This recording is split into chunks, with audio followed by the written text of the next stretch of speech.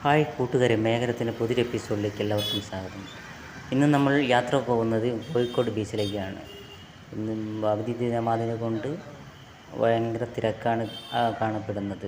Road നിറയെ വണ്ടികൾ നിർത്തിയിട്ടിരിക്കുന്നതാണ്.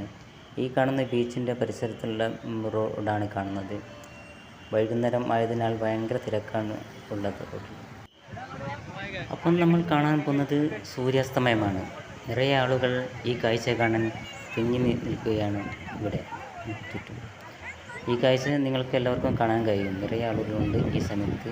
വൈകുന്നേരമായത് കൊണ്ടാണ് ഇത്രയും കൂടുതൽ ആളുകൾ. പിന്നെ പൊതുവെ അവധി ദിനമായതുകൊണ്ടും നിറയെ ആളുകളുണ്ട് ബീച്ചിൽ മുഴുവൻ.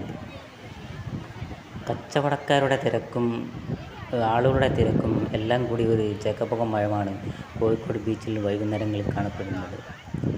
തിരമാലകളിൽ കുളിക്കുന്നവരും നീന്തുന്നവരും അങ്ങനെ എല്ലാവരും അവധി ദിനങ്ങൾ ആഘോഷത്തിവൃത്തിൽ ആക്കുകയാണ്.